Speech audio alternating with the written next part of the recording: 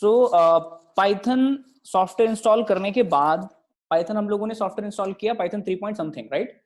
Python software installation करने के बाद में अपने को कुछ चीजें थोड़ी सी और स्टार्टिंग में पता होनी चाहिए। पाइथन अगर आपसे कोई पूछे एक सिंगल लैंग्वेज में, एक सिंगल सॉरी लाइन में, तो क्या बोलोगे आप? What is this? कोई भी। Python is a open source programming language. और कोई? और कुछ? So Python is a object-oriented dynamic language. Okay. Actually, it is a multi-paradigm.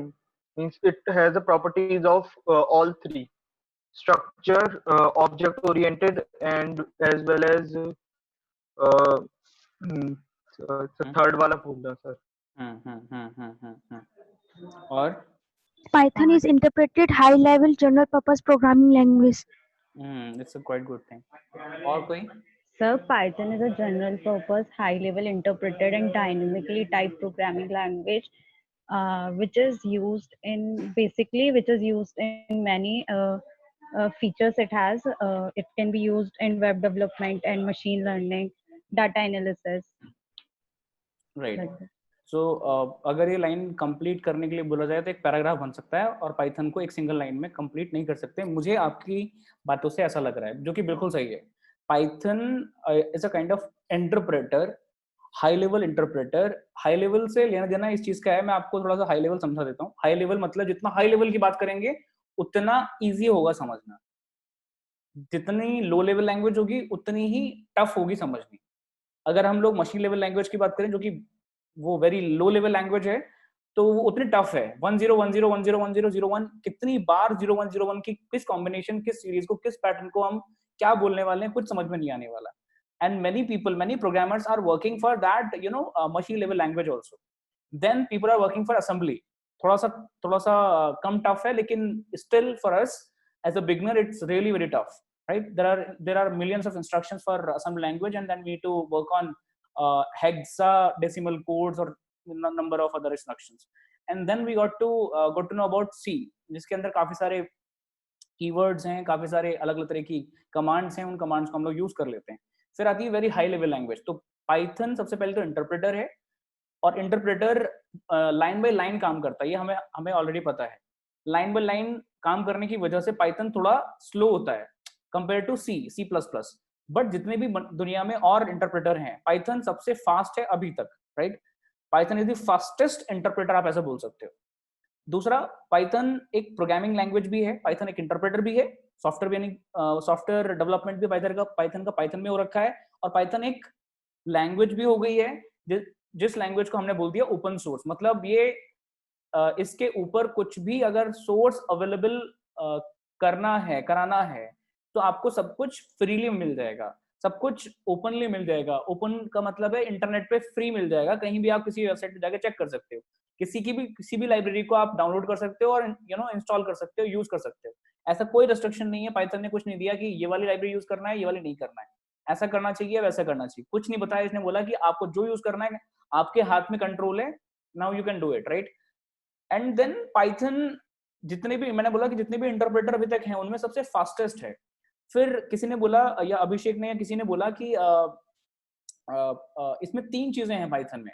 Structural programming भी सपोर्ट करती है, वेरी गुड। स्ट्रक्चरल मतलब जैसे हम लोग सी प्लस प्लस की बातें करते थे, नहीं, सी प्लस प्लस तो ऑब्जेक्ट ओरिएंटेड भी थी वैसे, ठीक है। तो स्ट्रक्चरल भी है, और जितनी भी लैंग्वेजेस हैं, मुझे लगता है जितनी भी ऑब्जेक्ट ओरिएंटेड लैंग्वेजेस हैं, उनमें स्ट्रक्चरल प्रोग्रामिंग भी होती है। Then we have object oriented programming in Python, and the third very important part is कि इसमें पैरेलल प्रोग्रामिंग भी होती है। पैरेलल प्रोग्रामिंग दुनिया की सबसे फास्टेस्ट प्रोग्रामिंग में आती है, इसलिए पैरेलल प्रोग्रामिंग होने की वजह से, ओपन सोर्स होने की वजह से, सबसे ज्यादा फील्ड्स में यूज होने की वजह से Python supports hardware level of programming. Also hardware level programming की बात करते हैं हम लोग, उसको बोलते हैं फर्मवेयर प्रोग्रामिंग, है ना। जो सॉफ्टवेयर प्रोग्रामिंग होती है उनको बोलते हैं सॉफ्टवेयर डेवलपमेंट के लिए प्रोग्राम करने वाली लैंग्वेज के लिए नॉर्मल प्रोग्रामिंग लैंग्वेज। एंड जो चीज हार्डवेयर के लिए बनती है उसको बोलते हैं हम लोग, उस कोडिंग को बोलते हैं, उस प्रोग्राम को बोलते हैं फर्मवेयर्स। ठीक है। तो फर्मवेयर में और सॉफ्टवेयर में डिफरेंस छोटा सा अगर बात करें तो एक ऐसा प्रोग्राम जो हार्डवेयर के लिए बन रहा है, मान लो रास्पबेरी पाई के लिए बना रहे हो, ऑर्डिनो के लिए बना रहे हो, तो वो प्रोग्राम जो आप सी लैंग्वेज में लिखते हो, पाइथन में लिखते हो या सी प्लस प्लस में लिखते हो, वो सारे प्रोग्राम्स को हम लोग बोलते हैं firmwares, right. So firmware and software में डिफरेंस केवल हार्डवेयर सॉफ्टवेयर की बात होगी, ठीक है। And then we got to know about आने वाली fields, and those fields are AI, machine learning, may be virtual reality, augmented reality, data science, maybe cloud computing, cyber security, data security, and then quantum computing, आने वाले time में super computing, right. तो जितने भी security related जितनी भी आने वाली टेक्नोलॉजी अगर आप बात करोगे तो उनके लिए आपको डीप में जाके सी लैंग्वेज, मशीन लेवल लैंग्वेज पढ़ने की जरूरत नहीं है। आपको अगर पाइथन से आप स्टार्ट करोगे तो उन आने वाली टेक्नोलॉजी को कोप अप कर सकते हो। That is the best reason behind learning Python language, क्योंकि आने वाले फ्यूचर की जो पहली सीढ़ी है, पहली स्टेप है उस लैडर की, that is to be started by Python itself. So why we are learning Python? Because of that big reason. अगर पाइथन ओपन सोर्स भी होता, पाइथन जैसे ओपन सोर्स पता नहीं कितने और भी हैं, और भी प्रोग्रामिंग लैंग्वेजेस ओपन सोर्स हैं, और बहुत अच्छी अच्छी लाइब्रेरीज उसके अंदर अवेलेबल है, कुछ स्पेसिफिक फीचर्स में उन लैंग्वेजेस में होंगे, लेकिन सबसे बड़ा रीजन पाइथन को यूज करने का इसलिए बनाते हैं लोग क्योंकि आने वाली जितनी भी टेक्नोलॉजीज हैं उनमें 90% से ज्यादा टेक्नोलॉजीज में पाइथन सपोर्ट करता है, चाहे वो वेब डेवलपमेंट हो, किसी ने बोला कि वेब डेवलपमेंट भी यूज कर सकते हैं, एंड्रॉइड एप्लीकेशन डेवलपमेंट भी यूज कर सकते हैं, हम लोग सॉफ्टवेयर डेवलपमेंट में यूज कर सकते हैं, हार्डवेयर डेवलपमेंट में यूज कर सकते हैं, सिक्योरिटी के लिए यूज कर सकते हैं, जो बिटकॉइन हम लोग ब्लॉकचेन की बात करते हैं उनमें यूज कर सकते हो आप। अगर आप देखोगे किसी पूछना हैकर से या एथिकल हैकर या साइबर सिक्योरिटी एक्सपर्ट से, तो वो बताएगा आपको कि पाइथन की जो कुछ कीज हैं, जैसे उसको बोलते हैं हम लोग सॉकेट प्रोग्रामिंग, है ना। सॉकेट प्रोग्रामिंग जो बहुत सारे अलग अलग तरह के नेटवर्किंग सॉकेट्स होते हैं। मान के चलो कि एक राउटर है, राउटर के अंदर फिजिकल सॉकेट्स हैं, उनको कनेक्ट करना डिस्कनेक्ट करना प्रोग्रामिंग का काम है, तो उसके लिए कुछ लाइब्रेरीज हैं, कुछ कनेक्शंस हैं, कुछ नोड्स हैं, that is possible because of Python nowadays. And वो इतना इजीली पॉसिबल है कि पहले अगर हम लोगों को कुछ और लैंग्वेज यानी सॉकेट प्रोग्रामिंग करनी होती थी किसी और प्रोग्रामिंग लैंग्वेज में, बहुत टफ था। तो आने वाली डोमेन की, चाहे वो नेटवर्किंग हो, चाहे वो क्लाउड कंप्यूटिंग हो, चाहे वो वेब सॉकेटिंग, वेब नेटवर्क सॉकेटिंग हो, डेटाबेस मैनेजमेंट हो, उसमें आजकल पाइथन यूज हो रहा है। आप बात करते हो, सपोज करो कुछ लोगों ने सुना होगा एसक्यूएल इंजेक्शन, जिस इंजेक्शन की वजह से आप किसी डायरेक्टली यूआरएल के थ्रू किसी पर्टिकुलर डेटाबेस में एंट्री कर लेते हो। सपोज करो आपका डेटाबेस लॉक हो गया, तो उस लॉक को अनलॉक करने के लिए या किसी पर्टिकुलर लोकेशन पे हिट करने के लिए आप कुछ एसक्यूएल इंजेक्शन यूज करते हो। तो हमेशा डेटा, कुछ बड़ी वेबसाइट्स लाइक फेसबुक, गूगल, इस तरह के कुछ इंजेक्शन यूज करते हैं।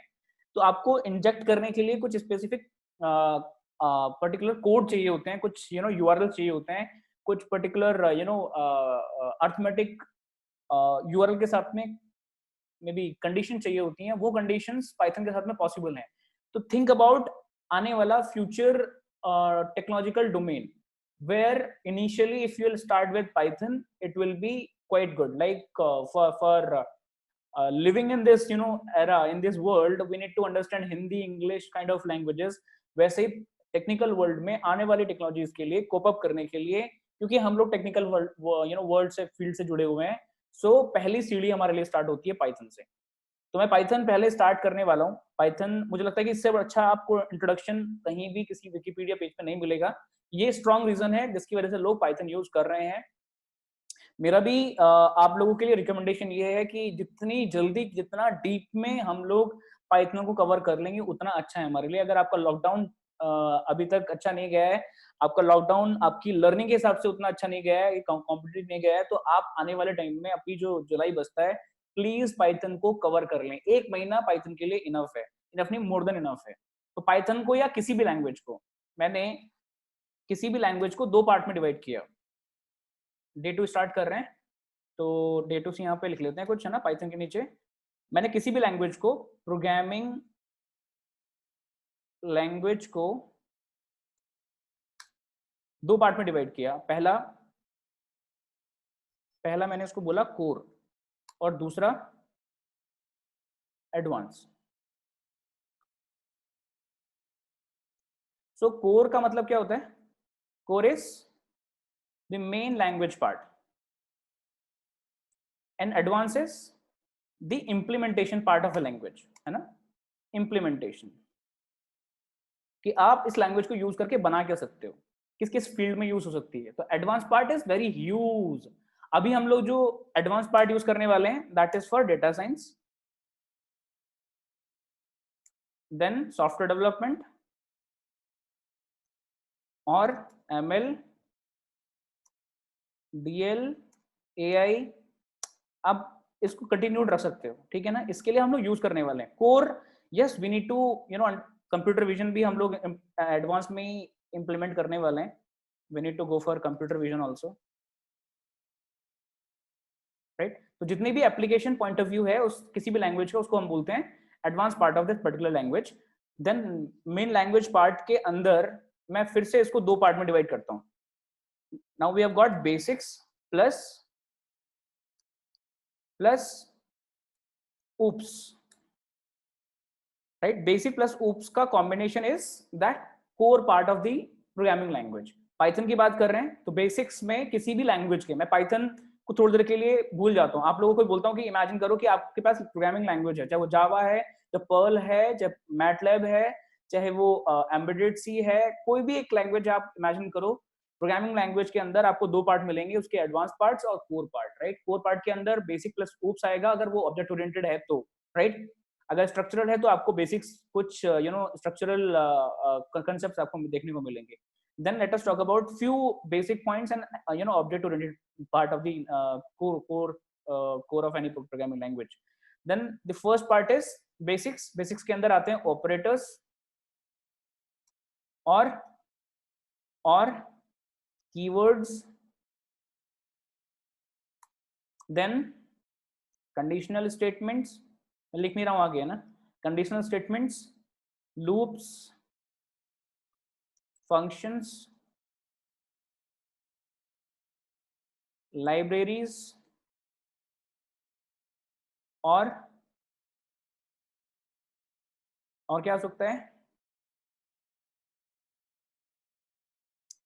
और क्या हो सकता है? modules, identifiers, मॉड्यूल्स मान लेते हैं, आइडेंटिफायर्स मान लेते हैं, और क्या हो सकता है? एक्सेप्शन हैंडलिंग मान सकते हैं, और data types, data types, very important part, right? तो data types, these things are very important for us, right?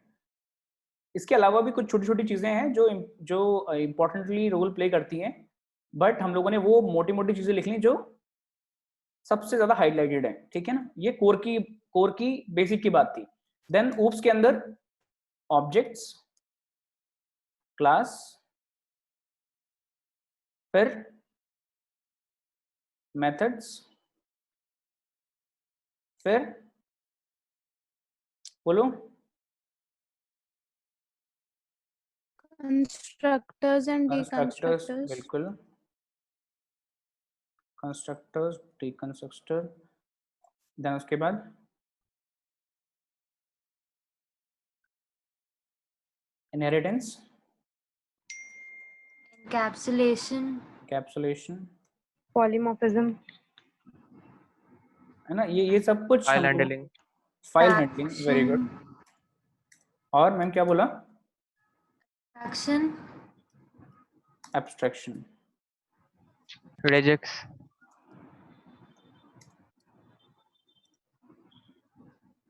है ना? ये कुछ चीजें हैं।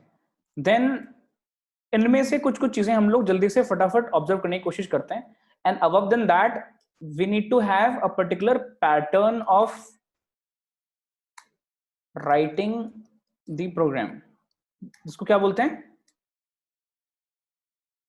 Syntax. Correct, this is your syntax. सो अगर सिंटेक्स पता हो, लिखने का तरीका पता हो, और ये कुछ चीजें पता हो आपको, तो गिनी चुनी चीजें हैं। मुझे अगर मैं बोलता हूं कि मैंने एक लैंग्वेज सीखी, तो क्या उस लैंग्वेज से मैं दूसरी लैंग्वेज सीख सकता हूँ? बिल्कुल सीख सकते हो।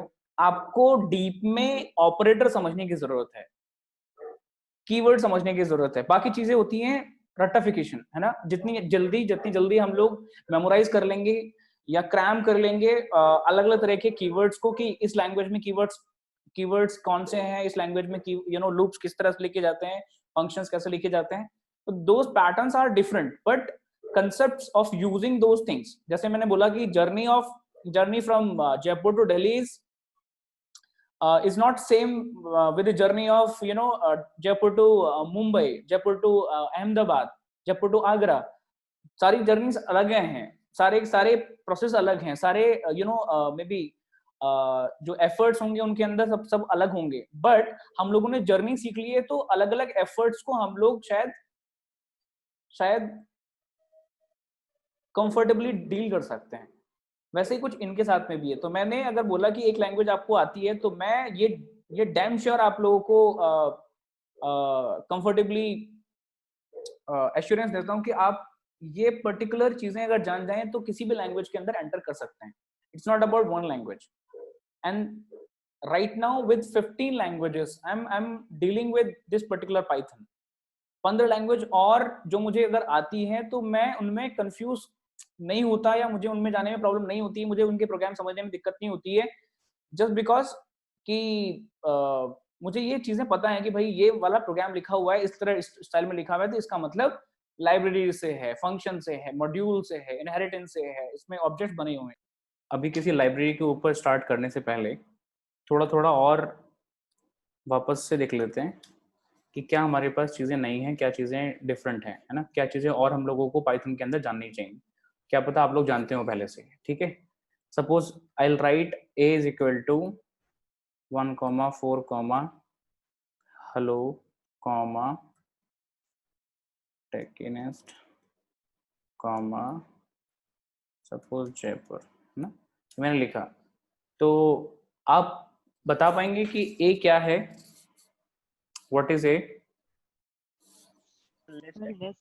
लिस्ट। करेक्ट। सो लिस्ट के अंदर बहुत सारे ऑपरेशंस और भी पॉसिबल हैं। अगर मैं लिखता हूं b इज इक्वल टू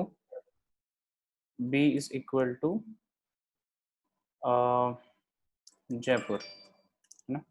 अब मुझे इस स्ट्रिंग के काफी सारे और ऑपरेशंस मुझे पता हैं, मैं चाहूँ तो उसको स्प्लिट कर सकता हूँ। स्प्लिट कैसे करना होता है?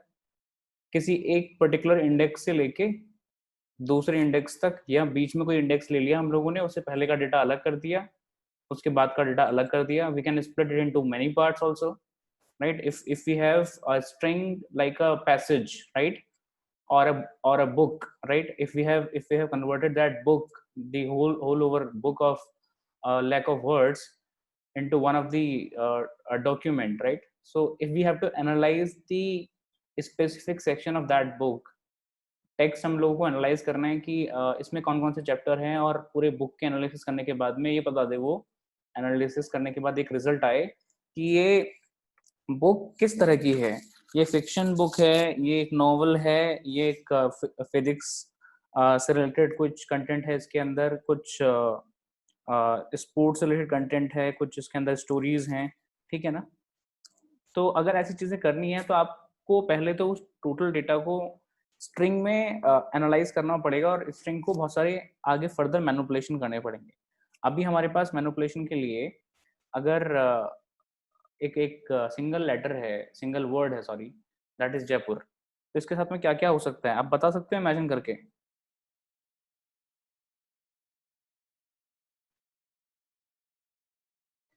सर फिर से एक बार रिपीट कीजिए, मतलब क्या बोल रहे हैं? मैंने बोला कि इस सिंगल वर्ड के साथ में क्या क्या ऑपरेशंस हो सकती हैं। स्प्लिट हो सकता ओके, है, बिल्कुल ठीक है। और और कॉन्कैटिनेशन हो सकता है। कॉन्कैटिनेशन हो सकता है, सही बात है। लेंथ हो सकती है। लेंथ हो सकती है, very good, sir conversion of upper case and lower case हो वेरी गुड, सकता है। Very good. सर, तो हम लोग शॉर्ट कर सकते हैं। इनकोडिंग डिकोडिंग कर सकते हैं कि हर Correct. एक वैल्यू की एक अलग वैल्यू एक रेजेक्ट्स क्या सही बात using है, that. सही बात है, बिल्कुल सही बात है। तो अपन थोड़ी थोड़ी चीजें करके देख लेते हैं, ठीक है। बी डॉट एनकोड, है ना, बी के अंदर क्या है, बी को अगर प्रिंट करूंगा तो जयपुर, है ना, कुछ ऐसे आ रहा है जिसमें पहला letter is capital and rest letters are in small, right? So if I write B dot split, ये हम लोग देख चुके थे, I will split on the basis of I, जहां भी आई होगा वहां पे स्प्लिट कर दे। तो JAPUR, ये दो वर्ड अलग अलग हो गए, ठीक है। बी डॉट, अब बी क्या है, बी अभी भी सेम है, जयपुर है, तो बी डॉट एनकोड। एनकोड एक और कमांड है, देखो इस एनकोड के अंदर बी पहले आ गया। बी का मतलब है, इसको बोलते हैं यूनिकोड्स, जो भी डेटा इस सिंगल कोड के पहले लिखा होता है। इन सिंगल कोड्स के अंदर लिखा हुआ data is the actual data, but उससे पहले लिखा हुआ जो लेटर होता है उसको, उससे हमें पता चलता है कि ये कौन सी एनकोडिंग हो रखी है। सो एनकोडिंग फिलहाल इसको बोलते हैं हम लोग यूनिकोड्स, है ना। यूनिकोड्स होते हैं, काफी सारे यूनिकोड्स अवेलेबल हैं, तो उनमें से एक यूनिकोड है एनकोड करने के लिए। ये सिंपल एनकोडिंग है। ये तो था एक टेक्स्ट, और ये है एक बाइटेबल फॉर्म। अब ये बाइट फॉर्म क्या होती है, हर लेटर का पहले एस का वैल्यू कन्वर्ट करो। ए का एस का वैल्यू 97, वैसे ही जे का भी कुछ कुछ होगा, कैपिटल जे का कुछ और होगा, आई का कुछ और होगा। तो जितने भी लेटर्स हैं उनके एस का वैल्यू को अगर आप बाइट में देखो, हेक्साडेसिमल में देखो, तो ये एक्चुअली बी पहले लिखा हुआ है। दिखने में तो आपको लग रहा है जयपुर, पढ़ने में जयपुर आ रहा है, बट एक्चुअल फॉर्म इसकी क्या है, एक्चुअल फॉर्म इसकी क्या है, hexadecimal form of each S का value of this particular letter, right. सो ये पता कैसे चलेगा कि ये मैं जो बोल रहा हूँ वो सही है कि नहीं है। तो बी के अंदर अभी भी जयपुर है। अगर मैं B is equal to Jaipur से कंपेयर करूं, अगर मैं दोनों को कंपेयर करूंगा तो ट्रू आएगा, राइट, क्योंकि बी और जयपुर सेम है। अगर मैं बी को कंपेयर करूं बी डॉट एनकोड से, तो एनकोड वाला डेटा कुछ और है, बी वाला डेटा कुछ और है, दोनों डिफरेंट डेटा है, इसलिए इसका कंपैरिजन नहीं हो सकता है। तो जब भी कंपैरिजन करते हैं उसका रिजल्ट ट्रू और फॉल्स आता है, ठीक है। तो एनकोड और डिकोड कब कब काम में आते हैं, जब आपको लगता है कि बाइट में डेटा कहीं से मिला है। हो सकता है कि एक्सेल शीट से जब डेटा मिले आपको, वो एक बाइट फॉर्मेट में हो। इसलिए मैंने आपको बताना जरूरी समझा कि मैं कुछ भी कर रहा हूँ वहां पे, तो आपको फिर समझ में नहीं आएगा क्या हो रहा है वहाँ, ठीक है। मैं जितनी चीजें बता रहा हूँ, अब जितने लोग अभी अवेलेबल हैं प्लीज सुनना। कुछ लोग बाद में ज्वाइन करेंगे, शायद उनको हेल्प करना आप, बट अभी सुनते रहना। और हर चीज जो छोटी छोटी चीजें बता रहा हूँ जो आपको नहीं पता था पहले से, अगर पता है तो बहुत अच्छी बात है, नहीं पता है तो प्लीज नोट डाउन कर लेना, ठीक है। तो एनकोड अगर अवेलेबल है तो डिकोड भी है। अगर मैं सर प्लीज एक बार शॉर्ट में इनको डिकोड फिर से समझा दीजिए सर। और ये मतलब जैसे बी डॉट बी और फिर जयपुर जो कोड्स में आया है, ये क्यों आया है? राइट, इस बी का मतलब है byte format of this particular data. इसका मतलब है कि जो भी इंडिविजुअल लेटर का एस का वैल्यू होता है उसको हेक्साडेसिमल में आप कन्वर्ट करो, तो वो हेक्साडेसिमल में कन्वर्टेड वैल्यू जो भी एक न्यूमेरिकल वैल्यू होगी, बाइटेबल फॉर्मेट में जो वैल्यू होगी उसकी, वो वैल्यू इंडेक्स पोजीशन पे स्टोर होगी, ना कि ये जो लेटर्स हैं वो जाके स्टोर होंगे। यानी कि अभी अगर कंपैरिजन करना है आपको, जैसे मैं एक और चीज दिखाता हूँ। मैंने सी के अंदर डेटा डाल दिया, C is this and B is still Jaipur, right. So B is not comparable with C, that we have seen already. तो मैं एक बार इसको एक वर्ड ना लेके, जयपुर ना लेके, मैं एक सिंगल लेटर ले लेता हूँ। मैंने लिखा B is equal to single letter that is A, right. So if I'll make this particular statement, right, c is equal to b dot encode, इसका मतलब है c के अंदर होगा बाइटेबल फॉर्म ऑफ a। अब दोनों को कंपैरिजन करना तो कैसे करेंगे, b को कंपैरिजन करना होगा तो कुछ आप डायरेक्टली लेटर के हाथ कर सकते हो। c को कंपैरिजन करना होगा तो कैसे करेंगे, क्या ऐसे कर सकते हैं, b single code of a। आ रहा है समझ में? क्या हम c की हेक्साडेसिमल वैल्यू से कर सकते हैं क्या, कैसे करें? क्या a की s का वैल्यू 65 से कर सकते हैं? सॉरी, c के अंदर आ चुका है ये, तो वापस से इसको लेना पड़ेगा, है ना। c इज इक्वल टू 65 लिख सकते हैं क्या? ये 65 के बाद क्यों फॉल्स आ रहा है, क्योंकि इसका फॉर्मेट न्यूमेरिकल फॉर्मेट नहीं है एनकोड करने का। आ रहा है समझ में? That is into byte format, मतलब कोई भी वैल्यू अगर बाइट फॉर्मेट में होती है तो 0 से लेके 255 के बीच में ही होती है, एंड उसकी hexadecimal values basically convertible store होती हैं। ठीक है। और एनकोड क्यों करना पड़ता है कि कोई भी डेटा प्लेन टेक्स्ट में अगर नहीं रखना है आपको तो वो एनकोड कर लिया जाता है। ठीक है, बढ़े आगे।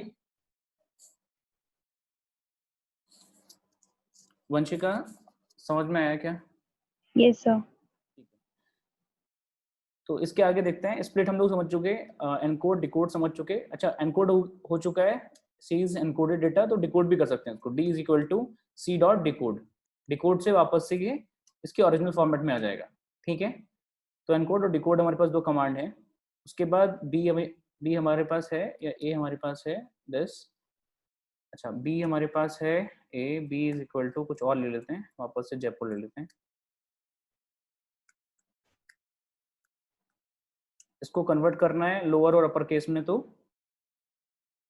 बी डॉट, देखो इतने सारे कमांड्स आ रहे हैं, ये सपोर्टेबल हैं, आप चाहें तो इनको यूज कर सकते हो। ठीक है, इज लोअर अपर अपर अगर आपको कन्वर्ट करना है, so all letters of this particular word will be in capital letters only. Likewise B dot lower कब काम आएगा ये? एक्चुअली जो भी डेटा क्यूआर कोड के अंदर, जो भी आईडी, जो भी इंफॉर्मेशन क्यूआर कोड के अंदर स्टोर होती है वो कैपिटल लेटर्स में होती है या अल्फान्यूमेरिक डेटा होती है। तो अल्फान्यूमेरिक डेटा अगर आपने लिखा हेलो, सपोज आपने लिखा है ऐसा हेलो 1 2 3, तो पहले हेलो को ये कन्वर्ट करेगा कैपिटल लेटर्स में। न्यूमेरिक डेटा जितना भी होगा वो एज इट इज रह जाएगा, फिर उसको न्यूमेरिक और अल्फाबेटिकल डेटा को अलग अलग जगह पे जाके स्टोर करेगा। क्योंकि इसके एसकाई वैल्यूज आपने नोटिस किया होगा कि जो जो नंबर्स होते हैं, 0 का एसकाई वैल्यू होता है 48, राइट? कैपिटल ए का होता है 65। लाइकवाइज जेड का कितना होता है? 90, राइट? 6, सॉरी क्या हुआ? 9 का क्या होता है? 57। ठीक है, तो ये हमारे पास एक चीज समझ में आ गई कि अगर हम लोग कभी भी क्यूआर कोड की बात करेंगे तो 48 से लेके 90 के बीच में सब कुछ होने वाला है। ठीक है ना, चाहे वो कोई स्पेसिफिक लेटर हो, कुछ कीवर्ड्स हों, जैसे @ है, हैश है, कॉमा है, तो लेस देन 90 या लेस देन 100 की वैल्यूज को ये बेसिकली क्यूआर कोड एनकोड और डिकोड कर लेता है, राइट? अगर हम लोग बारकोड की बात करें तो वहां भी यही लेटर्स चलते हैं, कैपिटल और लोअर। इसलिए मैंने आपको बताने की कोशिश की कि अगर मैं मानता हूं, सपोज मैंने पूछा इनपुट कमांड, यूजर से पूछा a is equal to input enter your data for QR code है ना। अब मान लो मैंने इसमें एंटर कर दिया hello 1 2 3 I am good, right? सो ये पूरी स्ट्रिंग क्या उस क्यूआर कोड के अंदर स्टोर होने वाली है? तो ये ऑटोमेटिकली कन्वर्टेबल होगी, या तो हम कर दें उसको कन्वर्ट अपर में, या फिर ऑटोमेटिकली कन्वर्ट करके बेसिकली अपर लेटर में करेगी। तो इसलिए मैंने आपको बता दिया। ठीक है, और क्या कर सकते हैं स्ट्रिंग के साथ में? We had B as Jaipur. किसी ने और भी बहुत सारे ऑप्शन बताए थे, क्या कर सकते हैं? कॉन्केटिनेशन कर सकते हैं। Jaipur is a great city, तो हम कॉन्केटिनेट कर सकते हैं और सॉर्ट कर सकते हैं। सॉर्टिंग नहीं कर सकते, हम लोग एक्सेस कर सकते हैं लेटर्स को। हम लोग एक सेक्शन को एक्सेस कर सकते हैं, 0 से लेके मुझे एक्सेस करना है 2 तक, मतलब जो भी यहाँ लेटर लिखा जाता है कॉलन के बाद में, है ना, कॉलन के बाद में जो भी नंबर लिखा जाएगा, जो भी इंडेक्स वैल्यू होगी उसके लेस देन काम करेगा, तो 0 to 2 काम करेगा। 0 to 2 means J is 0, A is 1, I is 2, तो JAI will be accessed. This is called as accessing, right? This is called as accessing. So access करना है अगर आपको एक एरिया, तो you can do it like that. और कुछ बचा जो हम लोग एक्सपेरिमेंट नहीं कर पाए? सर उसमें जैसे जे के लिए उसका कंसेक्यूटिव नंबर जो होता है एस्काई कोड, वो फिर मतलब एस्काई द नंबर, जैसे जे का 10 होता है तो उसको फिर कन्वर्ट कर सकते हैं, एंड ए का जैसे 1 होता है। सर उसमें जैसे नॉर्मल अल्फाबेट्स में होता है ना 1 to 27,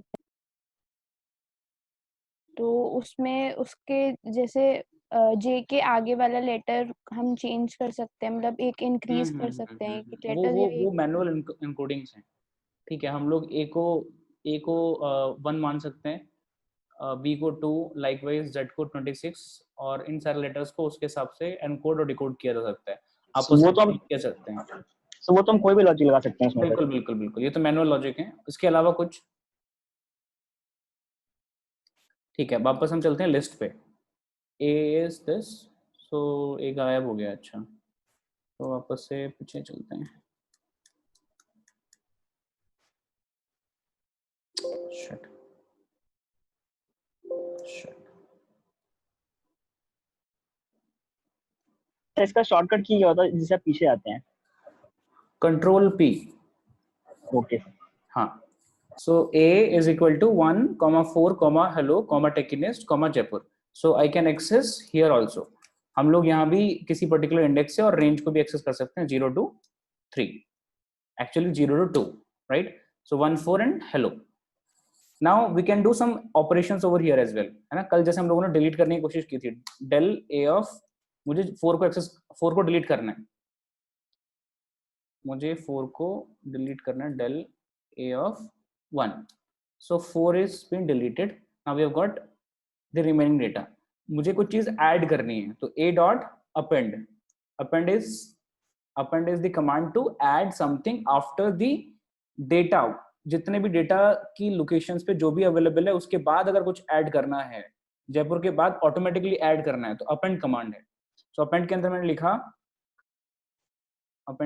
लिखा लॉकडाउन,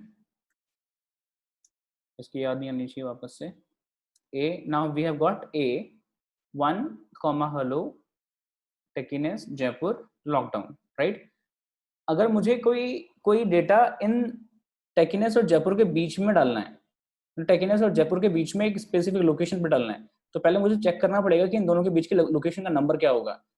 1 के लिए 0, हेलो के लिए 1, टेकिनेस के लिए 2, और जो उसके बीच में आने वाला उसकी लोकेशन होगी 3। सो A dot insert is the command to insert at particular index, right? So third number पे मुझे क्या चाहिए, private limited, ठीक है, and then enter. So I got 1, hello, Techinest, private limited, Jaipur, lockdown. आ रहा है समझ में? मुझे कुछ डिलीट करना है वापस से, तो del of A of 0। अच्छा, आपको अगर रेंज डिलीट करनी है 0 to 2, तब भी आप कर सकते हो। 0 to 2 का मतलब है 0 to 1 exactly, right? Less than 2 पे काम करेगा, इसका मतलब है कि 0 and 1 locations will be deleted. So we have got the remaining data now, understood ना? अगर आपको टोटल डेटा क्लियर करना है, सो A डॉट क्लियर।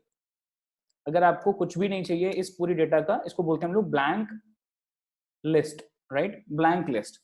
अब ब्लैंक लिस्ट का फायदा ये हुआ कि हाँ, हमारे पास वेरिएबल अभी भी जिंदा है, इस वेरिएबल को जो चाहो कर सकते हो। A डॉट अपेंड, वापस से स्टार्ट कर सकते हो कुछ डेटा ऐड करना। आपने लिखा 2, इसका मतलब अब now we have got one particular data here. So length of A now is 1. If I'll use A dot clear, right, and then I'll check once again, length of A is 0. Understood? So while using this length, we can get to know कि इसके अंदर कितने element पे क्या क्या data पड़ा हुआ है, कितने एलिमेंट्स ऑलरेडी हैं अवेलेबल, राइट? सपोज मेरे पास ए के अंदर कुछ भी नहीं है, तो A डॉट मैंने लिखा अपेंड, या वापस से काम करते हैं, वापस एक नई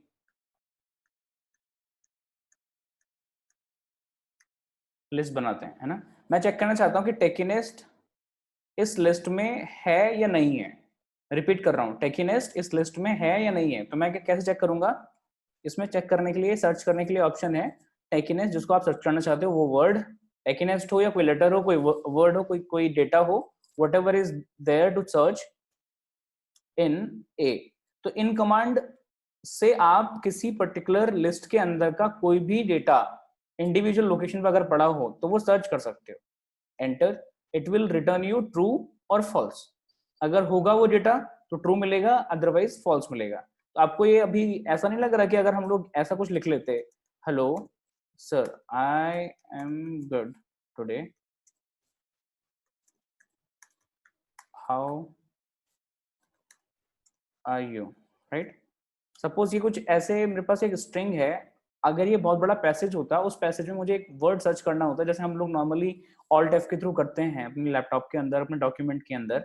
सो इसके अंदर वो सर्च कैसे होगा, राइट? मुझे सर्च करना है गुड, गुड आ रहा है कि नहीं आ रहा है। So I need to search good in B, so will get true और फॉल्स, अगर है तो ट्रू अदरवाइज फॉल्स। बट मुझे ये नहीं पता गुड कहाँ पे अवेलेबल है, गुड कौन सी लोकेशन पे अवेलेबल है, right? So what I need to do is I need to get another variable c, b dot split first.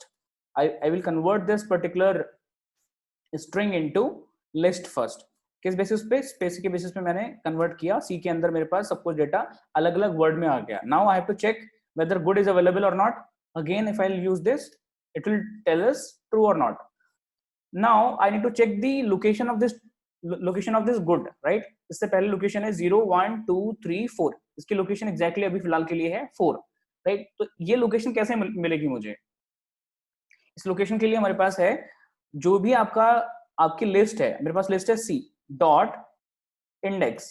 ये इंडेक्स कमांड काम करती है लिस्ट पे। c डॉट इंडेक्स, इंडेक्स निकालने के लिए किस चीज का? गुड का। तो जो भी डेटा आपको, जिस भी डेटा का इंडेक्स निकालना है, now you can search it with this particular command, right? So whatever index will be available of this particular good will come in this particular variable ind, right? So ind is 4 now. अगर मुझे access करना है c के उस good को, तो c of ind file access का मतलब होगा c of 4,